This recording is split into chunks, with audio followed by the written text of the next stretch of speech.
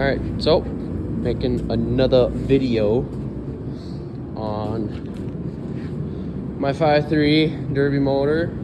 So I got it all wired up and everything. Carb's not on, actually. I just set it on there because whatnot. Thought I'd show a video on how to wire them and how I built this 5.3. I didn't build it, but got it carbed on a budget. Because I just kind of wanted to put it together on a budget, see how cheap I could do it and everything. So I guess we'll start.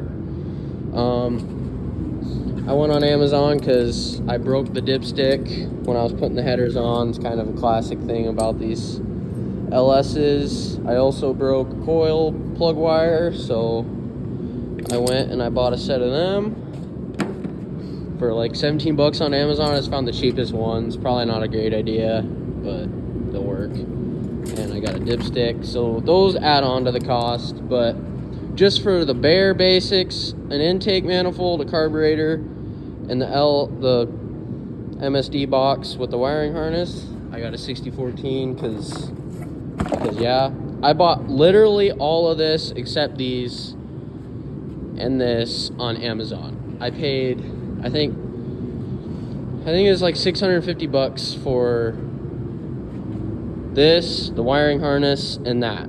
Instead of, I know NLR, it's almost $1,000. It's probably almost 1,100 after shipping. Jeffy's Fab Farm, about the same. And I just go on Amazon, find yourself a single plane or dual plane. This thing's bone stock, so I just went with the single or a dual plane. Aluminum intake, I got this one for like 130 bucks. They're really cheap.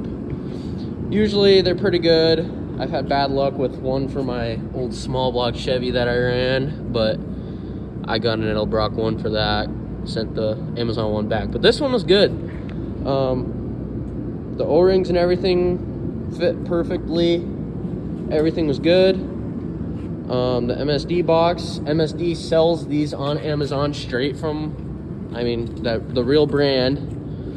MSD sells them on Amazon. It's just your 6014, comes with the wiring harness, all the stuff you need. All you need is to actually start it is your crank sensor, and it literally says it right on the wiring harness. It'll say crank. See, it says crank right there. Your cam, I heard you actually don't need the cam sensor to run them, but I just plugged it in because it's there. Your passenger side coil, your driver's side coil, and then you just ground these two. I just grounded them right to these intake bolts, and that's all you need to actually start these and run them. Well, you need more. Actually, you need, this goes to the ground on your battery, this goes to the positive on the battery, that puts power to it, and then this is a signal wire to turn the box on. So this also goes to power to turn the box on. Obviously it's just plug and play from there. If you're fucking stupid, I guess you can look at the instructions, but it's really simple. And other than that, I guess I did plug in the coolant sensor, even though it's not gonna be doing anything. This thing's gonna be hot. It ain't gonna matter. I just plugged it in because it was there and might as well.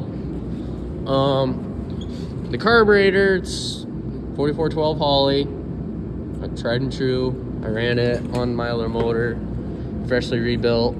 It's not a new one. I got it used off a buddy who quit derbying, and I got it rebuilt. Got it on a package deal, so I got it on a really good deal. Got these headers on Marketplace for 100 bucks. Paid 50 bucks for them, and then another 50 to meet the guy halfway. So far in total for the motor, I paid 400 for the motor. Like 813 bucks after this and this and this and the box and all the wiring and shipping. I built my motor mounts. I made a video on that. And other than that, I guess there's one other thing you do need, unless you run a 4L60E. You need this crank spacer. If you're running a cradle, you need, depending on what kind of cradle you're running, if you're running a mid plate, or not a mid plate, I don't know. It depends on what you're running for a bell housing, if you're running a steel bell or all that.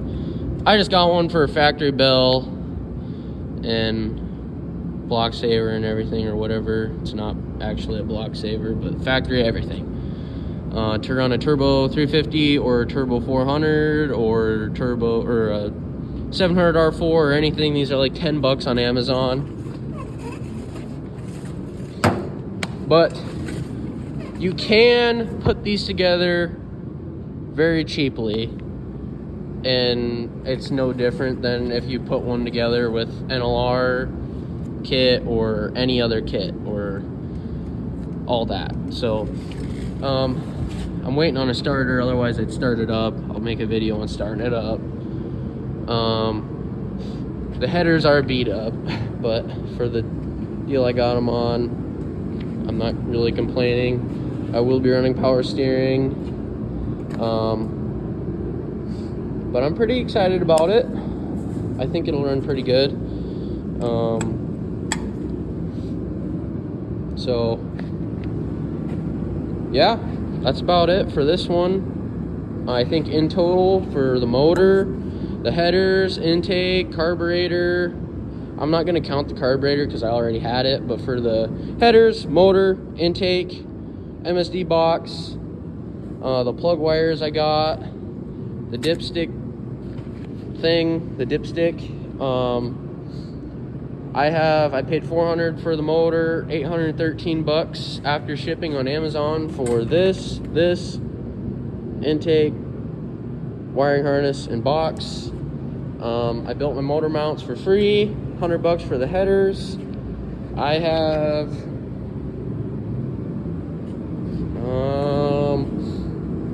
about $1,200 in total into this motor, which if I bought NLR stuff and all that for this, I would have probably upwards of $2,000 into this motor, just stock. I plan on at some point throwing a cam in it and all that, making it run all right, but I really want to find a 6-liter and build a nasty 6-liter and actually, you know, not do it on a budget. This one, I kind of threw this thing together for fun. I wanted to see how cheap I could put one together for. So yeah, I thought I'd just make a video on that. If you're starting out, you want to run a 5.3, you can put them together pretty cheaply to run a carburetor, unless you run an EFI. EFI is cheaper, but that's about it for this. So yeah.